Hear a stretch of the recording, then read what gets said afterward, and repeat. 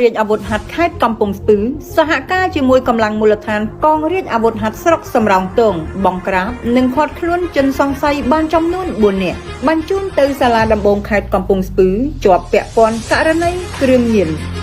ក្រោមការដឹកនាំបញ្ជាដោយផ្ទាល់យ៉ាងម៉ឺងម៉ាត់របស់លោកឧត្តមសេនីយ៍ត្រីមេងស្រុនមេបញ្ជាការកងរាជអាវុធហត្ថខេត្តកំពង់ស្ពឺនឹងមានការសម្របសម្រួលនីតិវិធីពីឯកឧត្តមព្រះរាជអាជ្ញាអមសាលាដំបងខេត្តកំពង់ស្ពឺកាលពីវេលាម៉ោង 13:10 នាទីនាថ្ងៃទី 13 ខែកុម្ភៈឆ្នាំ 2026កម្លាំងជំនាញមន្ទីរស្រាវជ្រាវនិងបង្ក្រាបបទល្មើសសហការជាមួយកម្លាំងមូលដ្ឋានកងរាជអាវុធហត្ថស្រុកសំរោងទងដឹកនាំដោយលោកវរៈសេនីយ៍ត្រីទឹមស៊ីនាយការិយាល័យប្រឆាំងគ្រឿងញៀនបានឆ្មក់បង្ក្រាបជាក់ស្ដែងនៅករណីគ្រឿងញៀននិងបានធ្វើការឃាត់ខ្លួនជនសង្ស័យចំនួន4នាក់ស្ថិតនៅចំណុចរោងចាំស្រែមួយកន្លែងក្នុងភូមិក្រាំងស្វាយឃុំរលាងគ្រើលស្រុកសំរោងទងខេត្តកំពង់ស្ពឺជនសង្ស័យទី1ឈ្មោះភិនមាសអាយុ36ឆ្នាំ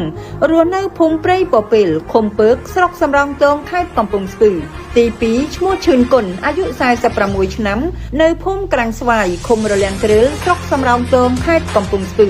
ទី3ឈ្មោះគង់វិជ្ជការអាយុ18ឆ្នាំនៅភូមិក្រាំងស្វាយឃុំរលាងគ្រើលស្រុកសំរោងទងខេត្តកំពង់ស្ពឺនិងទី4ឈ្មោះញ៉ានច័ន្ទសៅអាយុ27ឆ្នាំរស់នៅភូមិក្រាំងស្វាយឃុំរលាងគ្រើលស្រុកសំរោងទងខេត្តកំពង់ស្ពឺកម្លាំងជំនាញអាវុធហត្ថចាប់យកវត្ថុតាងបានរួមមានម្សៅក្រាមពណ៌សថ្លាសង្ស័យសារធាតុញៀនចំនួន2កញ្ចប់ទម្ងន់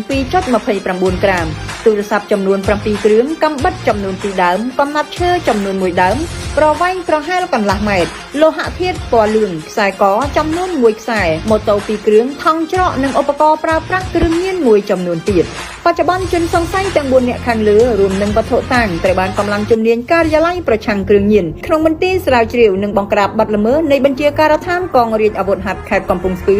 កសាងសំណុំរឿងបញ្ជូនទៅសាលាដំបងខេត្តកំពង់ស្ពឺដើម្បីចាត់ការតាមនីតិវិធី